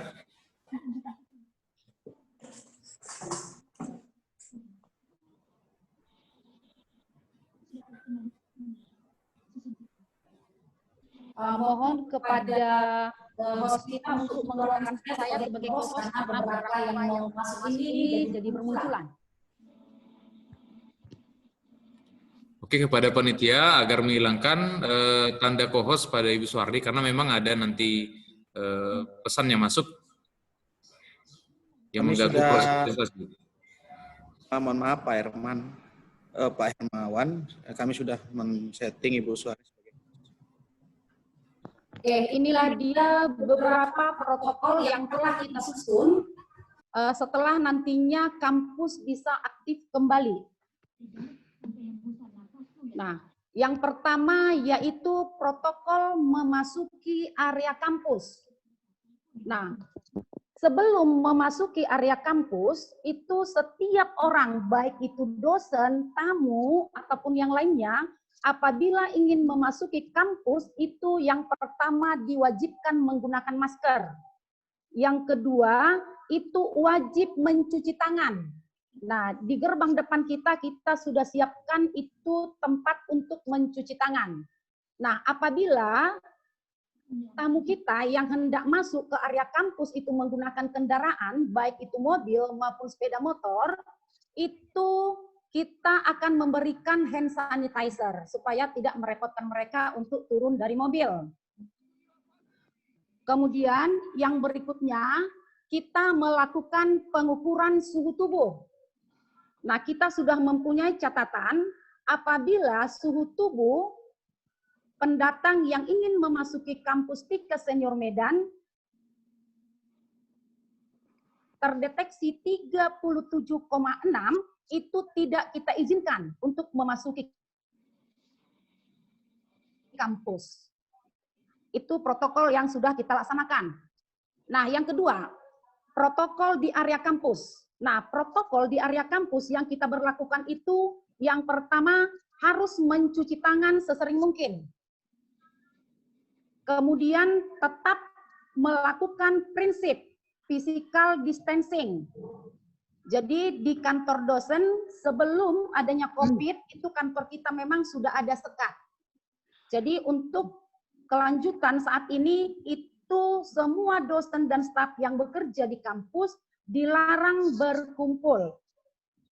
Kemudian yang berikutnya dilarang untuk membuang sampah sembarangan. Kemudian dilarang untuk meludah sembarangan. Dilarang untuk tidak berjabatan tangan. Kemudian selama berada di area kampus, itu diwajibkan menggunakan masker. Itulah dia beberapa protokol di area kampus. Nah, kemudian berikutnya bagaimana protokol di ruang kelas atau di ruang kuliah. Yang pertama itu, setiap mahasiswa maupun dosen yang nantinya akan melakukan proses pembelajaran wajib mencuci tangan sebelum memasuki ruangan kuliah. Karena di setiap pintu ruangan kuliah itu, kita sudah menyiapkan hand sanitizer-nya. Nah, kemudian jarak di kelas itu sudah kita atur. Itu minimal 1 meter. Baik ke kiri, ke kanan, ke depan, dan ke belakang. Kemudian selama proses pembelajaran, mahasiswa dan dosen wajib menggunakan masker. Kemudian protokol memasuki laboratorium. Karena kita merupakan program studi kesehatan, selain proses pembelajaran di kelas, kita juga ada pembelajaran di laboratorium. Nah, protokol yang kita laksanakan itu, yang pertama, setiap mahasiswa maupun dosen yang hendak memasuki laboratorium wajib menggunakan masker dan sarung tangan. Kemudian yang kedua, jumlah mahasiswa yang masuk di laboratorium tidak boleh lebih dari 20 orang setiap sesinya. Jadi nanti kita akan mengatur sesi pertama, sesi kedua, dan berikutnya. Kemudian, seluruh alat yang digunakan selama di laboratorium wajib dibersihkan dan disterilkan sebelum meninggalkan laboratorium. Yang berikutnya, sebelum meninggalkan laboratorium wajib mencuci tangan menggunakan sabun. Karena di dalam laboratorium kita sudah siapkan wastafel dan sabunnya. Kemudian protokol di asrama. Nah, kebetulan mahasiswa kita ini beberapa program studi tinggal di asrama, terkhusus untuk prodi S1 kebidanan. Nah, jadi protokol di asrama juga telah kita aturkan. Yang pertama itu, mahasiswa yang tinggal di asrama, begitu nanti diinformasikan masuk, wajib membawa surat non-reaktif COVID-19. Kemudian, mahasiswa dan barang bawaannya wajib didesinfektan sebelum memasuki wilayah kampus. Kemudian, mahasiswa wajib membersihkan asrama setiap hari. Kemudian, wajib menggunakan masker selama berada di asrama. Kemudian, dilarang berkumpul di asrama karena kita menerapkan prinsip physical distancing. Nah, kemudian protokol di dapur. Nah, protokol di dapur itu setiap kali hendak melaksanakan makan, baik pagi, siang, maupun malam, mahasiswa wajib membuat barisan antrian di dalam pengambilan makanan. Kemudian, mahasiswa dihimbau untuk tetap menjaga jarak saat makan. Kemudian, makanan untuk dosen maupun staf diantar ke masing-masing ruangan. Kemudian setiap orang dihimbau untuk tidak saling bertukar makanan maupun minuman.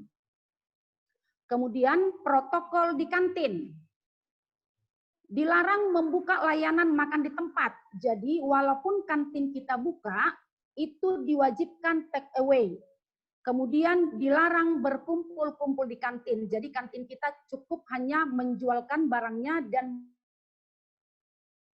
mahasiswa maupun tamu dilarang duduk di kantin. Kemudian protokol sarana dan prasarana. Yang pertama, setiap ruangan kelas wajib memiliki hand sanitizer. Kemudian hand sanitizer disediakan di dekat finger scanner.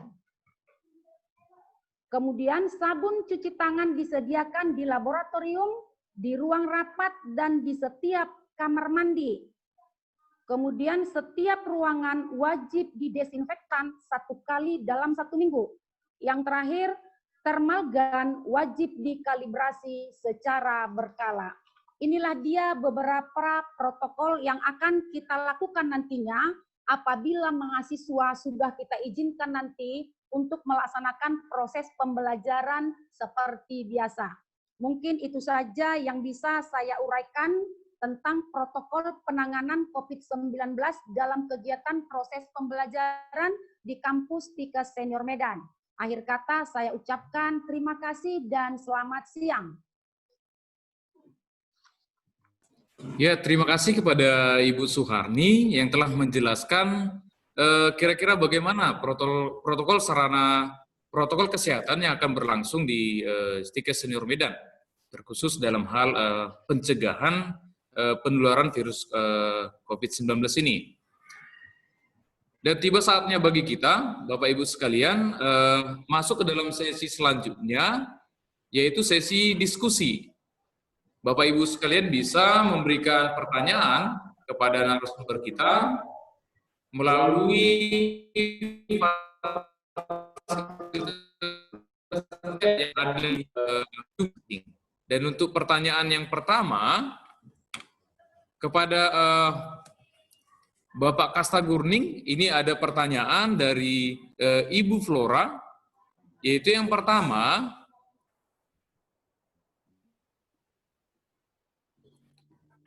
bagaimana keberhasilan daun bangun-bangun sebagai salah satu terapi dalam, sudah adakah penelitian ekstrak daun bangun-bangun dalam hal terapi COVID-19? Itu pertanyaan pertama, biar sekaligus dijawab. Yang kedua, Pak, sekaligus ya. Pertanyaan yang kedua adalah bagaimana pengolahan dari daun bangun-bangun terkhusus dalam konsumsi sehari-hari, karena kita tahu ini daun bangun-bangun sering dikonsumsi oleh masyarakat. bagaimana cara pengolahan dari daun bangun-bangun tersebut sehingga aktivitas dari antioksidan atau fungsi dari antioksidan itu tetap berjalan maksimal. Memang terkadang kalau pengolahannya tidak benar, mungkin ada senyawa aktif tertentu yang hilang. Itu pertanyaan kepada Bapak Kasta Gurning. Waktu dan kesempatan Pak, kami persilahkan untuk menjawab kedua pertanyaan tersebut. Terima kasih. Terima kasih kepada moderator dan terima kasih juga kepada Bapak Ibu yang memberikan pertanyaan kepada saya. Yang pertama dari Ibu Flora Idawati yang menanyakan tadi bagaimana keberhasilan daripada daun bangun-bangun sebagai antioksidan dan mungkin yang ditanyakan bagaimana di dalam kaitannya dengan pandemi COVID-19. Dari hasil riset yang saya kerjakan di waktu itu bahwa daun bangun-bangun itu sangat aktif, terkategori sangat kuat sebagai antioksidan. Antioksidan itu kalau kita ketahui sebenarnya itu suatu senyawa yang berfungsi untuk menonaktifkan radikal bebas. Radikal bebas ini kita ketahui bahwa itu adalah suatu spesies atom atau molekul yang dalam spesies atom atau molekul itu ada elektron yang tidak berikatan sehingga dia sangat reaktif. Sangat reaktif. Dengan adanya antioksidan ini, maka senyawa ataupun atom yang reaktif tadi itu bisa dinonaktifkan sehingga dia tidak memberikan efek kepada misalkan manusia ataupun ke dalam makanan itu dia menunda proses yang terjadi yang namanya oksidasi. Sehingga dengan kata lain kalau dalam makanan dia lifetime makanan itu akan lebih lama. Kalau dalam kesehatan kita bisa terhindar daripada berbagai penyakit degeneratif. Karena kita ketahui bahwa keberadaan radikal bebas di dalam tubuh kita yang tidak terkontrol atau melebihi batas minimumnya, maka akan memunculkan penyakit-penyakit degeneratif. Penyakit-penyakit degeneratif itu salah satunya misalkan diabetes, kanker, tumor, darah tinggi, hipertensi, dan lain-lain. Itu salah satu pemicunya itu yaitu radikal bebas. Seperti itu. Sehingga kalau ada antioksidan yang kita konsumsi, tambahan dari luar, maka efek radikal bebas yang terjadi dalam tubuh itu bisa diminimalkan. Karena kita ketahui juga sebenarnya sesungguhnya antioksidan itu di dalam memperolehnya ada dua, ada endogenus dan exogenus. Endogenus itu secara langsung sebenarnya tubuh kita memproduksi itu. Exogenous itu yang supply daripada makanan. Salah satunya tadi itu dari ekstrak tanaman daun bangun-bangun. Seperti itu. Kemudian bagaimana keterkaitannya dengan pandemi COVID-19? Sejauh ini saya belum mendapatkan literatur yang mengatakan bahwa daun bangun-bangun itu sudah diuji sebagai terapi di dalam pandemi COVID atau menangani COVID. Sejauh ini, sejauh pengetahuan saya ini sampai saat ini belum ada yang pernah menguji. Tetapi kalau kita lihat dari berbagai potensi aktivitas yang dilaporkan tadi dalam berbagai penyakit, saya menduga bahwa ekstrak daun bangun-bangun ini juga potensial sebagai obat ataupun terapi dalam COVID. Tinggal mari kita Bapak Ibu yang mengguliti dalam riset ini yang berhubungan dengan COVID ini misalkan, kita harus proaktif untuk melakukan pengujian seperti itu. Ya, mudah-mudahan apa yang saya jawab, yang saya sampaikan kepada Ibu Florawati tadi bisa terjawab ya. Kemudian yang kedua, bagaimana proses pengolahan agar nilai metabolit sekunder yang terdapat dalam ekstrak daun bangun-bangun itu artinya kadar antioksidannya, aktivitasnya tidak menurun. Ya, kalau dari segi literatur memang mengatakan bahwa senyawa-senyawa bioaktif itu dengan peningkatan suhu yang sangat ekstrem bisa merusak daripada struktur senyawa bioaktif yang terdapat di dalam tanaman tersebut. Ya, kalau di masyarakat, kalau kita lihat di dalam pemanfaatannya seperti yang saya sampaikan tadi sebagai pengembalian stamina atau di dalam memproduksi air susu ibu, bahwa pengolahannya itu daun bangun-bangun ini cukup direndam dengan air panas, dicelupkan seperti itu, kemudian dihaluskan, kemudian diperas seperti itu. Artinya proses pengolahannya sebagai konsumsi untuk peningkatan air susu ibu kemarin itu dan pengembalian sistem ke energi ataupun stamina, pengolahan seperti itu, tidak dimasak dalam terlalu lama seperti itu, api besar tidak seperti itu. Dia hanya dicelupkan kepada air panas, kemudian ditiriskan, kemudian ditumbuk, lalu diperas, digabunglah itu tadi dengan kuning telur. Seperti itu, Ibu. Ya, terima kasih. Saya kembalikan kepada moderator. Ya, terima kasih untuk Bapak Kasta Gurning atas jawaban yang telah disampaikan.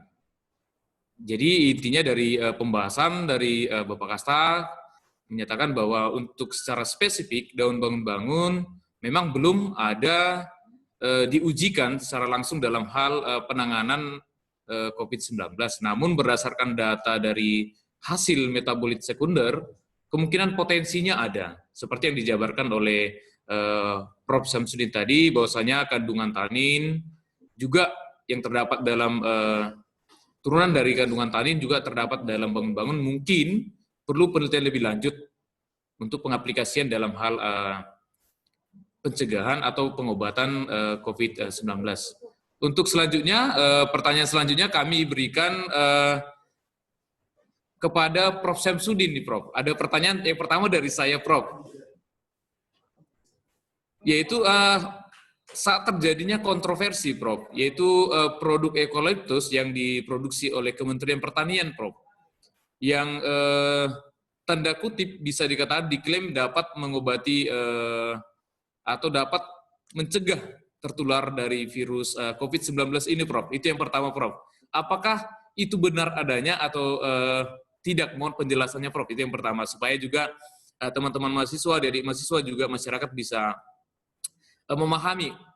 Yang kedua, Prof, berdasarkan tadi penyampaian Prof, bahwasanya terapi itu kemungkinan dia ada 3 jalurnya, yaitu yang pertama bagaimana mencegah supaya tidak berikatan atau bonding dengan reseptor.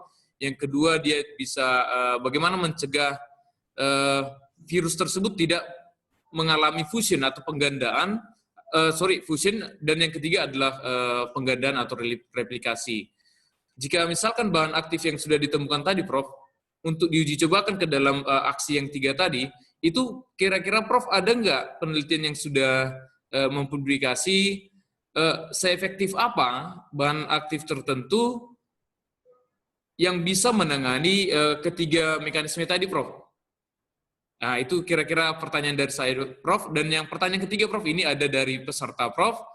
Yaitu, Prof, yang pertama dari peserta Ibu Asni Sinaga, yaitu pertanyaannya, Prof, apakah obat dexamethasone boleh untuk mengobati virus atau mencegah COVID?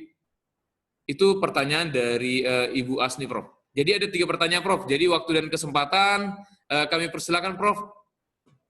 Ya, terima kasih Pak Hermawan. Saya akan menjawab terlebih dahulu pertanyaan pertama mengenai senyawa eukaliptol ya Pak ya. Iya, benar Prof. Senyawa eukaliptol tadi sudah kami paparkan ya. Memang secara analisis docking itu sangat kuat sekali pada salah satu target yaitu CL Pro ya, salah satu target daripada COVID-19. Namun untuk supaya dia diklaim, supaya untuk obat mengatasi COVID-19 tentu saja harus ada pengujian in vitro maupun in vivo. Tadi saya sudah katakan bahwa pengujian in vitro itu sangat sulit dilakukan karena isolat SARS-CoV-2 itu sangat infeksius sekali. Kemudian juga laboratoriumnya juga sangat terbatas. Untuk di Indonesia juga sangat jarang sekali karena persyaratannya itu BSL-3. Dan juga penelitinya itu harus punya sertifikat. Jadi sangat sulit sekali untuk diuji cobakan. Ya, mungkin bisa, saya tidak tahu apakah Kementerian Pertanian itu sudah melakukan pengujian in vitro terhadap SARS-CoV-2 atau tidak. Saya belum sampai saat ini informasinya saya belum tahu. Mungkin yang sudah dilakukan oleh virus yang lain yang mirip seperti dengan satu keluarga coronavirus, misalnya SARS-CoV ya, yang menyebabkan SARS atau MERS. Mungkin kita kan sudah ada isolat-isolat itu ya.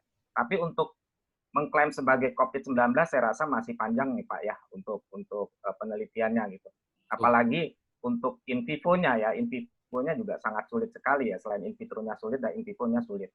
Yang paling kita bisa lakukan adalah pendekatan secara peningkatan sistem kekebalan tubuh atau imunologis, itu mungkin bisa ya dengan percobaan secara in vitro atau in vivo secara imunitas seluler atau humoral ya. Jadi itu yang pertama.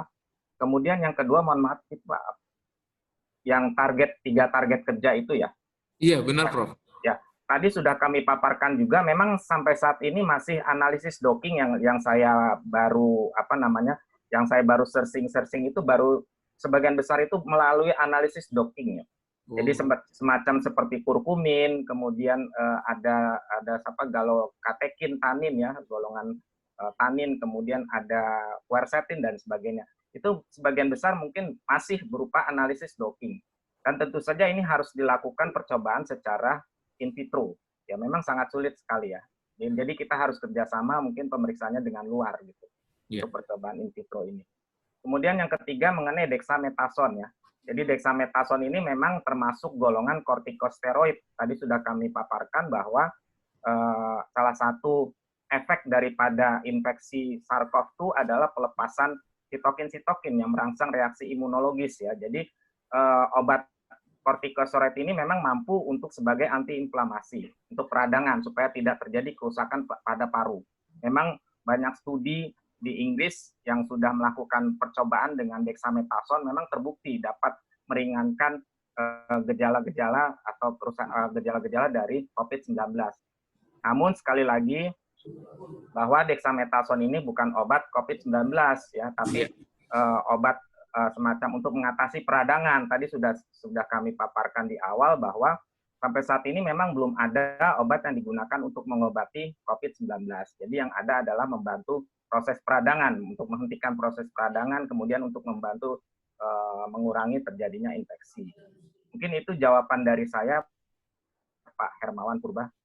Ya, terima kasih Prof. Samsudin Abdillah atas jawaban yang memberikan kepada kita pencerahan, termasuk juga memahami kondisi terkhusus waktu lampau saat Kementerian Pertanian memberikan semacam produk yang diklaim bisa untuk pencegahan atau juga mengobati virus COVID-19, dan dari Prof dijelaskan bahwasanya itu perlu pembuktian lebih lanjut secara khusus dalam uji in vivo. Untuk yang selanjutnya, ada pertanyaan yang selanjutnya kepada Ibu Suharni Pintamasinaga, itu dari mahasiswa kita.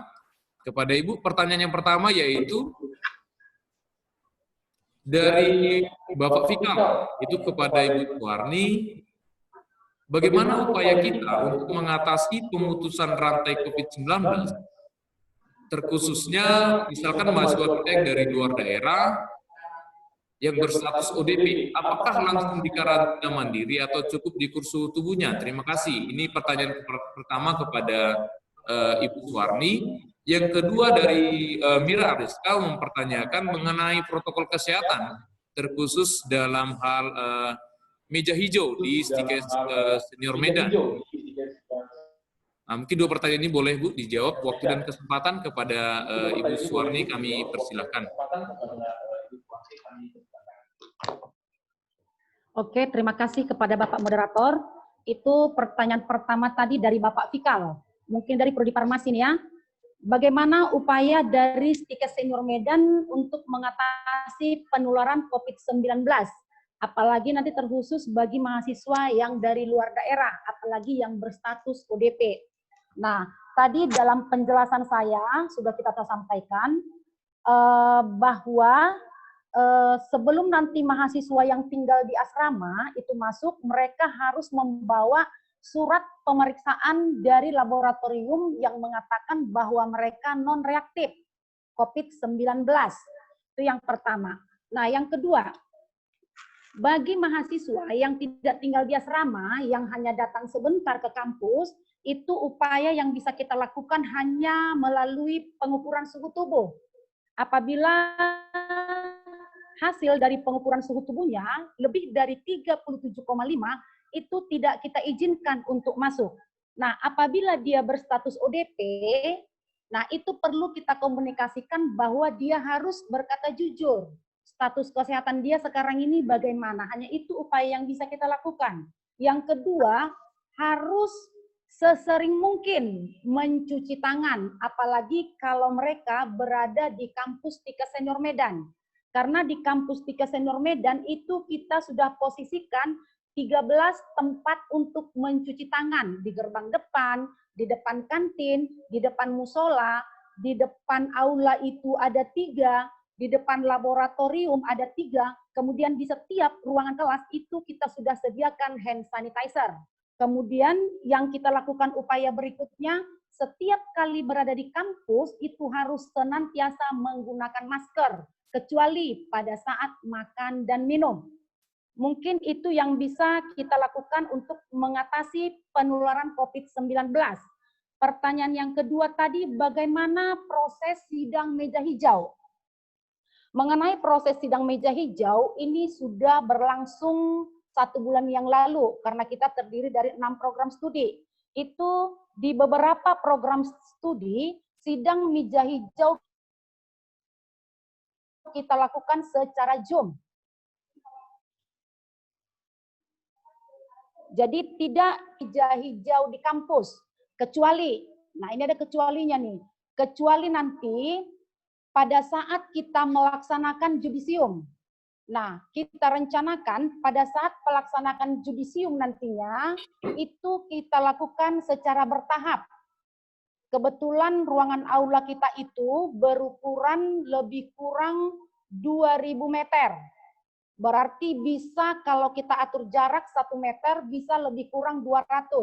Kita rencanakan nanti kita judisium itu 3 tahapan. Kita utamakan nanti yang pendidikan vokasi. Kenapa? Karena pada saat pelaksanaan judisium kita nanti sekaligus melakukan pengangkatan sumpah profesi. Jadi kalau sidang meja hijau sampai saat ini yang kita laksanakan itu adalah secara Zoom. Nah, mudah-mudahan apa yang saya jelaskan ini sudah bisa memenuhi pertanyaan-pertanyaan dari Bapak dan Ibu tadi. Saya kembalikan kepada moderator. Silakan, Pak. Ya, terima kasih kepada Ibu Suwarni atas jawaban yang diberikan atas pertanyaan dari peserta seminar di pagi hari ini. Jadi berhubung waktu yang sangat terbatas, para peserta yang memberikan pertanyaan selanjutnya yang tidak sempat kami sampaikan kepada para narasumber kita, mohon maaf karena memang waktu kita Bapak Ibu yang terbatas. Untuk pertanyaan selanjutnya mungkin bisa kami sampaikan nanti kepada narasumber secara pribadi untuk direspon. Kira-kira itu yang bisa saya sampaikan kepada Bapak Ibu peserta seminar di hari ini. Untuk itu selesai sudah sesi diskusi kita. Untuk sesi diskusi ini banyak hal yang mungkin bisa menjadi masukan bagi kita semua, terkhusus pada materi yang terkait dengan COVID-19. Yaitu yang pertama mengenai apa itu COVID-19 yang sudah dijelaskan oleh Bapak Profesor Syamsuddin Abdillah, dan kira-kira bagaimana terapi bahan aktif yang sudah dilakukan sejauh ini dalam hal penanganan COVID-19, walaupun memang seperti yang disampaikan perlu pengujian yang lebih lanjut, yang lebih ekstra lagi, karena ini bukan hal yang mudah untuk dipecahkan, terkhususnya dalam uji in vivo, yaitu uji terhadap sampel bahkan kepada manusia sendiri. Yang kedua, materi yang bisa kita dapatkan itu juga dari Bapak Kasta mengenai daun bangun-bangun, di mana memang secara langsung daun bangun-bangun belum diaplikasikan ke dalam pengobatan COVID-19 ini. Namun berdasarkan hasil dari metabolisme sekunder yang sudah Bapak Kasta teliti, banyak kandungan tertentu yang bisa diaplikasikan sebagai bahan aktif dalam penanganan COVID-19 dari daun bangun-bangun tersebut. Dan yang ketiga, materi dari narasumber kita yang ketiga, dari Ibu Suwarni, kita bisa mendapatkan informasi bahwasanya proses akademik yang berjalan di Stikes Senior Medan itu sudah melalui protokol kesehatan yang sesuai, sehingga tidak akan terjadi penyebaran COVID-19 dalam hal kegiatan ataupun hal apapun yang berlangsung di Stikes Senior Medan. Terkhusus seperti pertanyaan dari peserta tadi, yaitu terkait mengenai ODP yang dari luar, yang kedua mengenai meja hijau, dan bahkan mungkin nanti ada proses semacam seminar proposal. Keseluruhan itu semua harus memenuhi protokol kesehatan yang sudah ditetapkan khususnya di Stikes Senior Medan. Mungkin ini bisa yang saya rangkum dari sesi diskusi kita ini, Bapak Ibu sekalian. Dan untuk sesi selanjutnya saya dapat tadi informasi dari panitia bahwasanya ada penyerahan sertifikat simbolis kepada pembicara kita, yaitu pembicara pertama Prof. Syamsuddin Abdillah, pembicara kedua yaitu Bapak Kasta Gurning, dan pembicara ketiga yaitu Ibu Suwarni Pintamas Sinaga.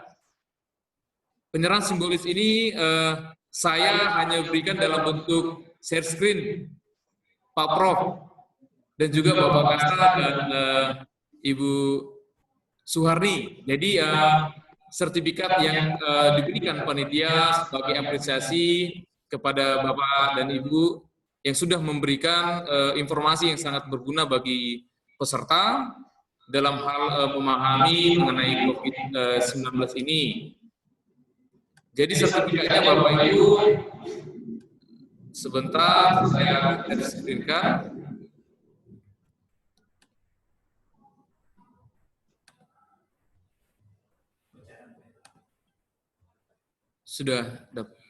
Apakah sudah terlihat Bapak Ibu? Sudah. Sudah? Oke.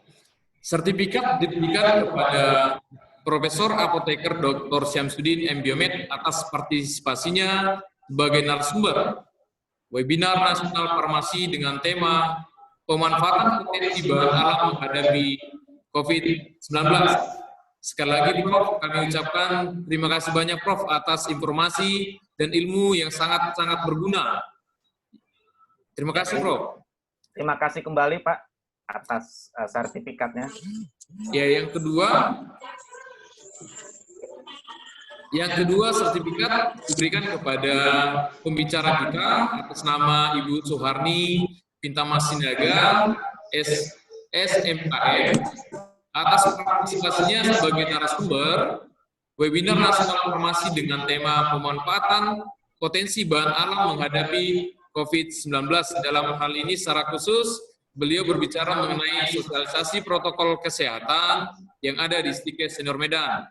Terima kasih kepada Ibu Suharni atas ilmu waktu yang diberikan kepada kami semua. Terima kasih. Terima kasih Pak. Dan pada pembicara kita yang ketiga, sertifikat diberikan kepada Bapak Kasta Gurning MPD MSc atas partisipasinya sebagai narasumber webinar nasional farmasi dengan tema pemanfaatan potensi bahan alam menghadapi COVID-19. Secara khusus beliau membahas mengenai pemanfaatan dari daun bangun-bangun. Sekali lagi kami ucapkan terima kasih Pak atas informasi dan ilmu yang sudah diberikan kepada kami semua yang hadir di webinar ini. Terima kasih Bapak Kasta Gurning. Terima kasih Pak Moderator, sertifikat saya terima. Oke, untuk selanjutnya, karena sudah berakhirnya sesi diskusi, saya sebagai moderator mengucapkan banyak terima kasih kepada kita, para peserta, dan juga pembicara, sehingga acara ini dapat berlangsung dengan kondusif. Sekali lagi saya mengucapkan terima kasih. Mohon maaf jika ada kesalahan selama saya membawa acara ini atau memoderasi acara ini yang kurang berkenan di hadapan Bapak pembicara maupun juga Bapak Ibu peserta yang hadir di webinar ini. Untuk selanjutnya acara ini saya kembalikan kepada panitia. Terima kasih.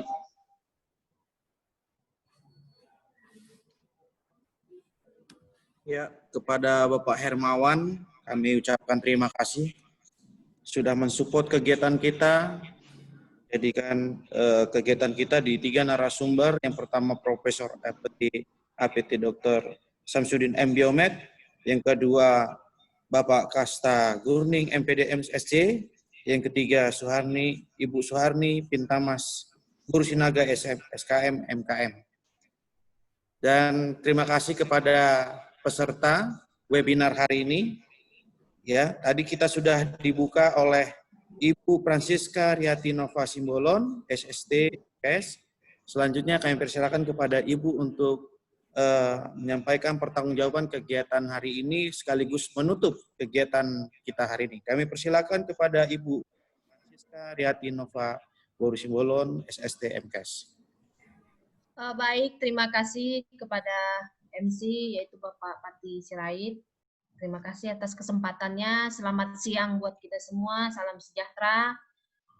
Di penghujung acara ini banyak tadi masukan ilmu-ilmu yang baru yang kita dapatkan dari para narasumber kita yang terhormat ini. Harapan kami kegiatan ini akan terus berkesinambung, bukan hanya sampai di sini, akan kita lakukan kegiatan-kegiatan yang lainnya nanti untuk mendukung terselenggaranya proses pembelajaran supaya mahasiswa tidak jenuh dengan keadaan COVID yang sekarang ini, karena lebih banyak mahasiswa melaksanakan kegiatan pembelajaran dari rumah, work from home. Baik, di sini saya akan menutup acara kita pada hari ini, yaitu seminar nasional farmasi yang bekerjasama dengan penerbit buku Erlangga. Terima kasih sekali lagi kami ucapkan kepada Bapak Samsudin Abdillah sebagai narasumber. Terima kasih, Bu. Memberikan kesempatan pada hari ini bergabung bersama kita. Begitu juga dengan Bapak yang bekerja sama dengan Erlangga. Terima kasih atas support-nya, Pak, atas dukungannya. Semoga ini akan tetap berlanjut ke acara berikutnya. Hari ini selesai sudah acara seminar kita. Semoga kita semua dalam keadaan sehat, dipertemukan lebih sehat lagi, di dalam keadaan yang lebih normal lagi. Sekian dan terima kasih.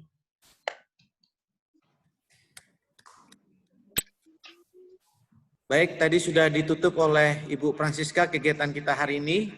Ya, kami ucapkan terima kasih kepada seluruh pembicara kita di hari ini, kemudian juga dari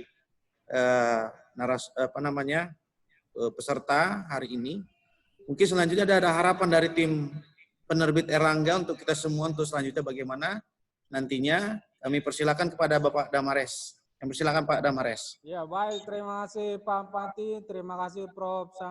Samsudin, terima kasih Pak Kasta, Ibu Suharni, terima kasih Bu Riati yang mewakili dari Yayasan Senior. Kami dari penerbit Erlangga sekali lagi di akhir penghujung acara ini mengucapkan terima kasih banyak atas kesempatan dan kepercayaannya untuk hari ini kita bisa bersama-sama melakukan webinar. Harapan kami seperti yang kami sampaikan di awal, ini adalah permulaan untuk webinar dan seminar nanti ketika kondisi sudah normal dengan tema dan narasumber yang dapat mendukung visi dan misi dari kampus 3 senior. Ya, kami dari penerbit Erlangga mewakili dari Bapak Tagon Gurning, Kepala Cabang Medan, mengucapkan terima kasih banyak untuk seluruh peserta webinar. Terima kasih, kami kembalikan ke Pak Pati. Baik, terima kasih Pak Damares. Sudah disampaikan harapan kita dari penerbit Erlangga kepada Bapak Ibu rekan peserta meeting webinar hari ini. Kiranya dapat dibuatkan kesempatan lain dengan panitia juga yang lain juga, supaya bisa ada regenerasi, supaya juga bisa ada penambahan wawasan kita di kesempatan materi-materi yang lain. Terima kasih. Kami ucapkan, kami dari panitia penerbit Erlangga mohon undur diri kepada peserta hadirin. Kami mohon izin untuk menutup link kita hari ini. Kami ucapkan terima kasih kepada seluruhnya.